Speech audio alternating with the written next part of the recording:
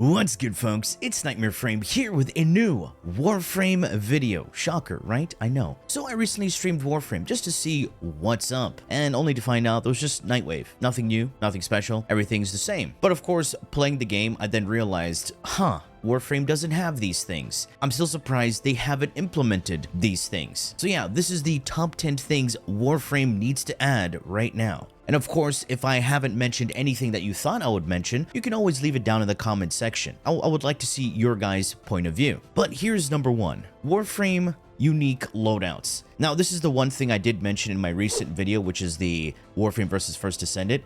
And there are people who are like, you can have unique loadouts. Yeah, you don't need to have multiple Warframes. You can just have a loadout slot. You can switch between the different ABC loadouts to have different builds. You don't need to have multiple copies of the Warframe. Those people clearly don't understand about unique loadouts. Let me bring out a blank slot right here and explain to you what I mean by unique loadouts. Have a look at the green polarity and the red polarity. Number one thing, a unique loadout means you can have specific polarities for your build. Let's say I want to build into shields, prime redirection, vigor, fast deflection, and even vigilante vigor. All of those things will help out with shields. And if I want more duration and not worry about range, I will go with narrow-minded. Now, all of those things require this D polarity, the Vazarin polarity. And now for the second loadout, let's say I want to have a strength orientated build.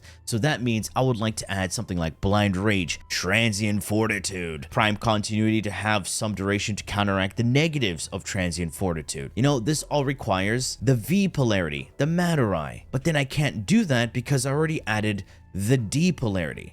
So this is what I'm saying about unique loadouts. So we're locked into these polarities, and we can't change the build unless we reforma or have another copy of that same Warframe to have a completely unique build. So what First Descendant does, they allow you to have multiple polarities on one slot. Of course, that requires you to add more forma. So when you add forma to a slot, it will give you more polarities. Now, there are people who are saying, oh, why don't they just add universal forma? And then you can change between that. Universal forma would be good, just like how we have the aura forma, where we can have a universal slot. Now, universal polarity would of course take away some money from DE. So the one way to counteract that is allow us to add another forma to the Warframe. So let's say one slot can switch between the V polarity and the D polarity, something like that, to keep it simple. So that is one of the things I would love to have. So I don't have to craft multiple frames to have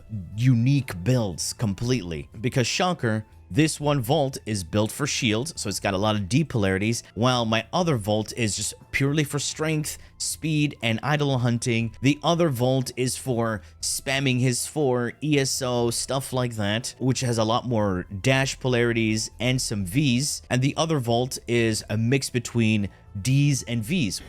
Yeah, boy. Which is for idle hunting as a void strike user, just a shield placer and using the operator. So there's a lot of different ways I can build the Warframe, but then I can't have a unique loadout. So I would have to craft a completely different one. All right, here is number two. One of the things that irked me a lot, especially yesterday when I was streaming. I wanted to have two different builds with the same helminth.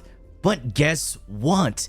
You cannot do that. So I'm talking about helminth loadouts. Right now, let's have a look at my config. I have Roar on the 4th ability. What if I want config C to have Roar on the 2nd ability? So I can use my 4th and 1st skill to get buffed by Roar. We can't do that. Roar, it's already used in config A. I cannot put this anywhere else unless I remove it, using up my resources so I can move it to another slot. The only way to do this is if I craft another Saren, which I did, of course, and that's why I have multiple copies of Saren to have different builds. So yes, I have a completely different Saren that has Roar on the 2nd skill, and I'll get to another loadout thing that we're missing after this. So helminth loadouts, would love to have that. Completely different Saren, completely different Forma. This is built around having a lot of range, some duration, with a little bit of strength that scales over time, casting speed so I can spam my 4 better, Roar has better casting speed, and of course, having the enemies take more damage while having a little bit of armor strip. Completely different build from what I had on the first one, which then requires me to have a completely different Warframe. Helmet loadouts. It is so infuriating that I cannot have the same helmet on different ability slots in different config. Why is that even a thing? It makes no sense. And this is a perfect segue to Archon Shard loadouts. Yes. So let's say I want to use one Warframe with unique polarities and the same helmet on different slots. I also want to have the same Warframe using different Archon shards. Different Archon shard loadouts is something that will be so insane. Imagine not having to go back and forth using Bile to change out Archon shards just to use a different build, or completely crafting a new version of that Warframe to have a similar helmet on a different slot to then also use different Archon shards. Imagine I could switch between the Archon shard loadouts, but still use the same frame and everything, all in one place. I click on the Saren loadout and there it is, everything I want in one spot. So that would be awesome to have an Archon shard loadout. There should be config A, config B, you know, I switch between the two. Speaking of that, this whole section here is empty. And the only time where this section is filled, if you look at weapon slots, but when we're on the Warframe section, this section is empty. So they can fill it out with different Archon shard loadouts, and you can click between them. There you have it. All right, here we are at number 4. Now, this is a thing that I'll like to have, a revamp. What does that mean? Once you finish your star chart, the new player star chart, of course, you then get access to Steel Path. What is Steel Path? It's literally the same thing, but enemies are a higher level. They just get plus 100 levels to them, and their health and shields are increased. What I would like is to give us an incentive, besides redoing the star chart, to then get a different experience. Yes, this does require a lot of work. That's why I said shoving in new content over and over and over that takes you so much more time to develop. You could just revamp the star chart. Something small, but something good. Take a look at Jupiter, how they reworked the gas cities. That was a very well-received update. All the different nodes in Jupiter just felt better because it wasn't the same thing and it was something new. Very well-received update. So if they do something like that, give us an incentive to go back to Earth and do other things. Because right now, there is no point going back to Earth unless you're going to Cetus to do your bounties, get your standing up. And besides Cetus, when there's Razorback available, or when Barrow comes to Strata Relay, and if there's a Fissure. Because when you're in the star chart, you already farmed the living daylights out of Earth. You already did the boss to farm Hydroid, etc., etc. So you're done. There's no point going back here. This also ties into having a different experience in these missions and nodes. Different types of enemy units, different types of mechanics, a different experience. Maybe the mission is changed slightly. Instead of actually encountering a certain enemy, it changes up for more elite units and dedicated drops. Here's the thing. When you want to farm for relics, there aren't any dedicated drops. So if I were to go to one of my syndicates, I can buy a relic pack. So let's go over here and buy a relic pack. I click on this, purchase, and it's random relics. It's not guaranteed to get the relic you want. Now, let's say if I were to go to somewhere like Uko and Hepit, which is in the Void. When you go to Hepit, this is usually where you farm your Lits and stuff. And then going to Uko, this is where you farm your Mesozonios. And if you want Axes, you're gonna go to Apollo on Lua. But there aren't any dedicated drops. Take a look at all these different nodes that we have. We have so many different nodes. What if there's dedicated relic drops by doing certain nodes? Let's say I want to get Neo B6. I have no idea what that is. I go to my codex and search up Neo B6, or of course do the Neo B6 over there. There's actually a Neo B6. Okay, so I click on this relic. and then it shows me I got 24 blah blah. It's already vaulted, so it's no longer available. So if I want to farm this relic, there should be here a dedicated drop section or something like that. And when I click on it, it will show me the mission that it's available in. And if I do that mission, I'm guaranteed a Neo B6. So I can do that mission over and over. And to keep things a bit more interesting, the loot table should switch every week. So it should rotate.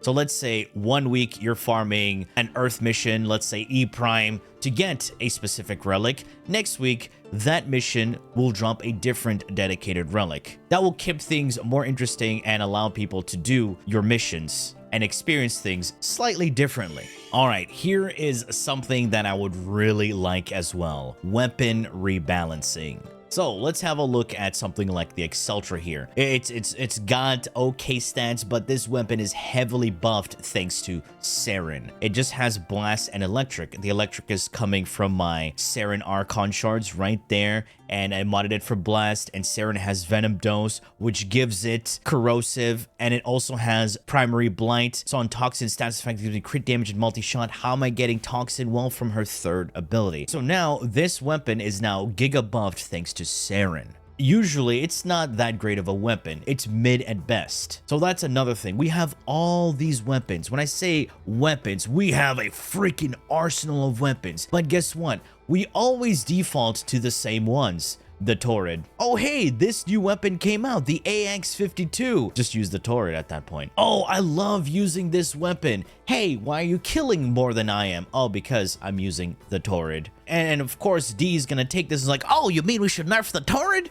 No, weapons themselves can be interesting. There's a lot of interesting mechanics. I love the HEMA. It has a very interesting mechanic, but guess what? It sucks when it comes to fighting hordes of enemies. Believe it or not, Warframe isn't a looter shooter. Wait, but you use guns. Yes. You use guns, but it's not a looter shooter, and the game is not designed for you to have single target weapons to shoot enemies because you're gonna get swarmed. Unless you play a frame that crowd controls enemies so you can shoot them. What happens then? Well, you're gonna slow down the mission, and slowing down the mission is bad. And the only missions that would benefit single target weapons are Disruption, Cascade, Eidolon Hunts, Dead Content, Cascade, and Disruption. They're fast-paced, and single-target weapons are pretty huge in there. But if you were to do anything like survival, capture, etc., something that requires zero aim, so you just shoot it in one general direction and enemies die. So yeah, weapon revamps will be really nice. That could also tie into my previous topic, where you can change up the missions. So you need to find a balance in between. Where a few years ago, I asked for an implementation for single target weapons to have innate punch through, but then they made incarnate weapons. Then I asked for single target weapons to have some sort of ricochet effect to make some of them a bit more unique, especially guns like, let's say, the Argonac, to have a little bit of ricochet to give it a fighting chance, but they made incarnate weapons. What happens now? We're all using incarnate weapons. Now let's move into something that is quite a sore topic for Warframe. This is a beautiful place, by the way. Great job, art team. Endgame. Sorry.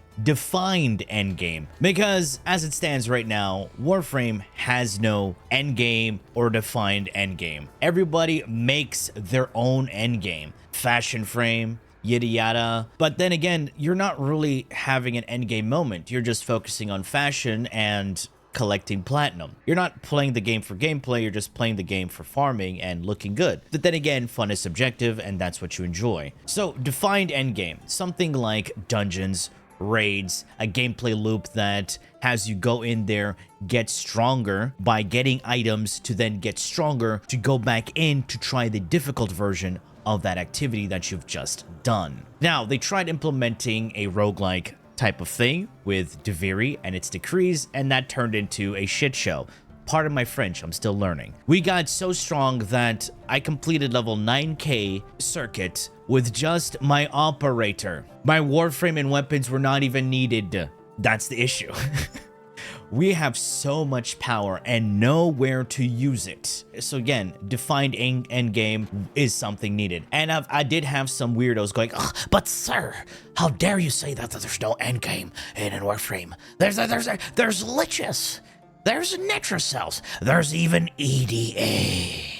Now, for those wondering what is EDA, it's Elite Deep Archimedian. I did go over this topic Bad modifiers. Hey there, post-edit Nightmare Frame here. The audio did cut out a little bit. As I was saying, bad modifiers that completely remove your quality of life and feel of the game. And this was some sort of way to give you end game, quote unquote, but it's literally Sortie 3.0. And the modifiers tend to remove some of the power you've accumulated. All that modding and build crafting that you've put into the Warframe is then gone. Because hey, now you have negative duration. Now you can't use any of your abilities on a Warframe that's designed to use abilities only rather than guns, until you kill 50 enemies with a very bad list of weapons that they've given you, and you have no mods for because the weapons really suck. Now you have an option, forced to invest in a bad weapon just so you can get through the threshold of that modifier that requires you to kill 50 enemies with weapons until you can use your abilities, or skip that modifier and get less rewards. It doesn't challenge you in any way, it just makes things tedious, and it just nerfs your power where it turns into a slog fest. You're just doing it to get Archon shards. And at that point, it's just a little extra sauce for people who already have all the power. Now they're just doing it for collection's sake. And the rewards are not even that good. Why do I need Entranti Lathorn? Why do I need this much Vosper? It's 70 VOS for a week, while I can just go do a Steel Path mission. I get thousands of Vosper to then convert into Arcanes. What if the final reward, by clicking all the boxes, would be a chest? 2 types of chest. So let's say you have one chest that gives you a dedicated drop of an Archon shard of your choosing, red, blue, yellow, but not the Talforge version, while the other chest is an RNG box where you have a chance at getting a Talforge as your final extra reward. 70 Vosper is worthless. It's absolutely worthless and not needed. And speaking of weekly rewards in Archon shards, why aren't Archon hunts just guaranteed Talforge? There's that loop thing where 1 week, 20%, you don't get it. Now the other week, you don't have a chance to retry for that Archon shard. It's a different Archon shard altogether, and that has its own drop rate. Why can't it just be guaranteed Talforge every week on the Archon hunts, while EDA have something different with its RNG drops? Yes, they added the combination of regular shards into Talforge, but then again, that requires you to go in every week, build up these things. Archon shards are not needed, but they're very nice to have. They make your builds be slightly unique to fill in some things that you're missing. And of course, Kuva being one of the biggest things to farm to reroll your Rivens, why don't we have a stat lock on Riven rerolling? Riven slivers. I have so many Riven slivers and nowhere to use them. Oh, but you have that store. So yeah, every week I can come to this NPC and purchase 150k credits and Kuva.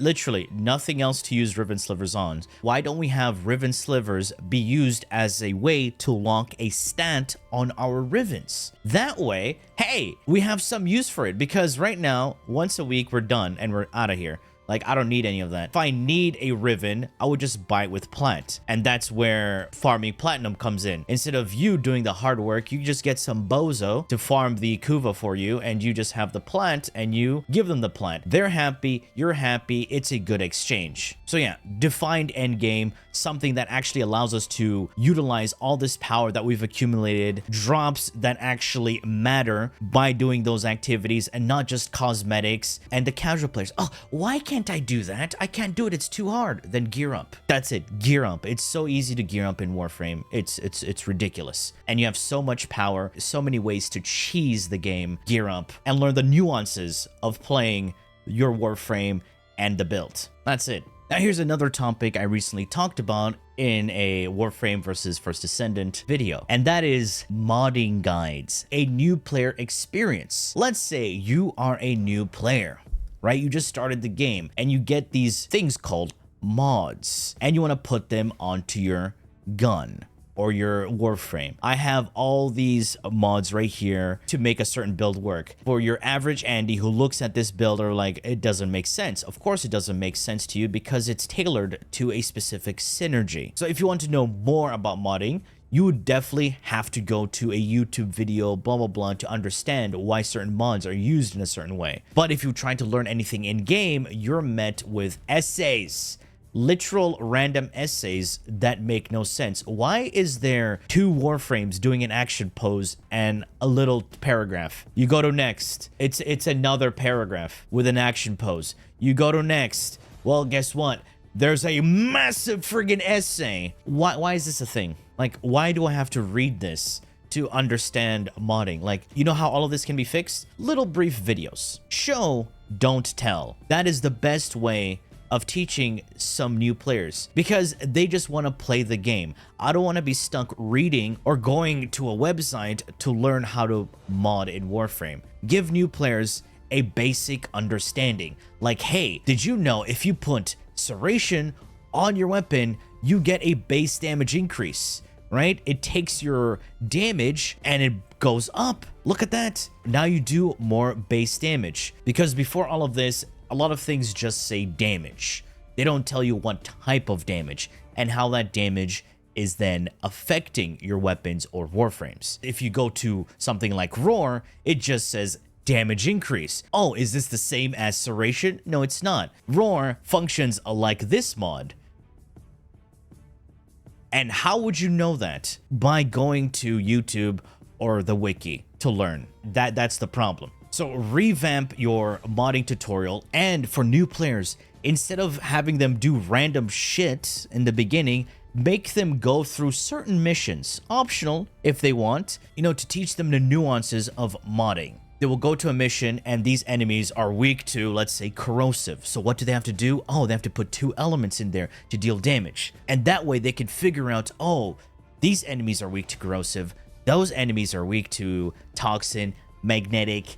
And so now they would have to plan out like, okay, I'm encountering a new enemy. Maybe I need to change my builds. This will help them out moving on forward when they get to higher difficulty. Because it's better to explore and learn things than having someone tell you, you know, you should do this, you should do that, and then you'll do more damage. Now we're on to another topic, and that is Exilus mod revamp. Oh yeah, I had to talk about this one. So let's go to someone, for example, like El Dantissimo, right? El Dantissimo doesn't have to worry about putting the best mod in the game, Prime Sure-Footed, because he has Overguard. Now, what's left to put there? You have these mods right here. These are called Exilus mods. They offer you a completely different way to give you utility. This gives me 15% more strength, but of course I can easily get that through Archon shards. But then it also gives me 30% chance to resist knockdown. That second part is completely useless because I have Overguard. Now, do you see the problem? What else is there to put? Preparation. Don't need that. You can just pop a couple of energy pads or Archon shards. Toxic Flight, completely useless. This does nothing. Same thing with all of these things. The only thing that's going to be useful for this is giving that parkour velocity. But guess what? I have parkour velocity on my melee weapon. And guess what? Yellow Archon shards also give you parkour velocity. You see where we're getting at here? The only unique things are something like, let's say, this one with its set bonus, teleport to a target after using a heavy attack. That's pretty cool. Wrathful Advance. The only unique thing I would say is Prime Sure-Footed, Cutting Drift, Coaction Drift, but then again, this is just not even useful. You're better off using anything else. Heavy Impact, why? Why do we want this? Peculiar mods, also more meme stuff, and Speed Drift, Archon shards. All of the Exilus mods should give you a completely new way to play your Warframe, more utility. Here's a really good example. Take a look at Davinci Decrees. Dodge to reload. Huh?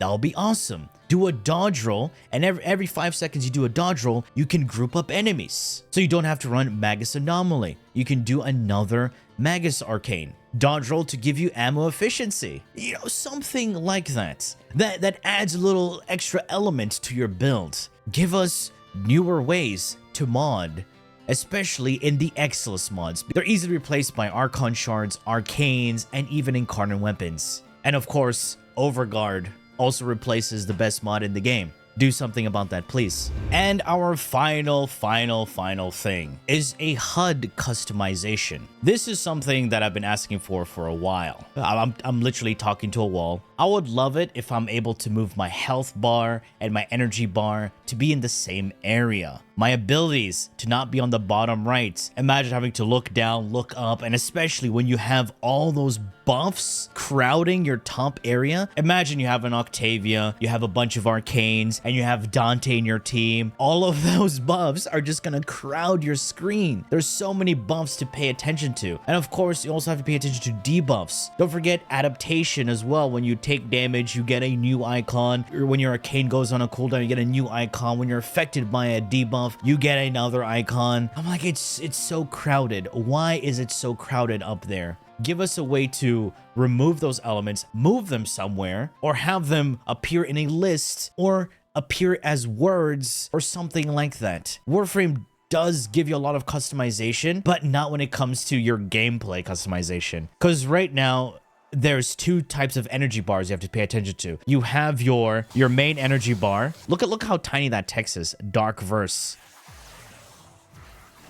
And that line is the energy for your Warframe, while that circular line is the energy bar for your operator. But then when you go into your operator, you have two energy bars. You have your amp energy, which is the line, and then you have your operator energy, which is the circle. I guess to see the recharge over time when your energy is replenished. But then you can just use an energy pad and get back your energy on your operator. So you see, these are some of the subtle things that I would love to be changed when it comes to your HUD. And right now, have a look at the top over there. I'm getting all these different types of buffs. Now, just imagine getting buffs from other Warframes, getting buffs from yourself, getting buffs from your Arcanes, debuffs from enemy units. They should be separated, and there should be a way to distinguish what we're actually seeing, and the ability to move certain parts of the HUD somewhere where it's just easy to access, because now I have to look up, look down, just to know what's happening, while we have to pay attention to all the visual clutter that's happening with all the big damage numbers, particle effects, all these crazy effects, birds flying around. Now we have a book flying around. We have our freaking little sentinel flying around. We see all of these things are just going to crowd our screen. So yeah, ladies and gentlemen, that has been it from this video. These are the 10 things Warframe needs desperately. I'm not sure if you agree with this, but this is something that I definitely want to see in this game. Only reason I'm talking about it because I care about this game. It's trying to do things that sometimes we don't need, but then we just end up taking it. But yeah, again, as I said earlier in the beginning of the video, if you have something that I didn't mention and you would like to share with everyone else, please leave it down in the comment section. But that has been it from me. I do hope you enjoyed and learned something from this video. And if you did, please feel free to leave a like, share, and subscribe for more Warframe content, streams, and so much more. Do refer to the description. Thanks for watching, and as always, peace. Bye-bye now.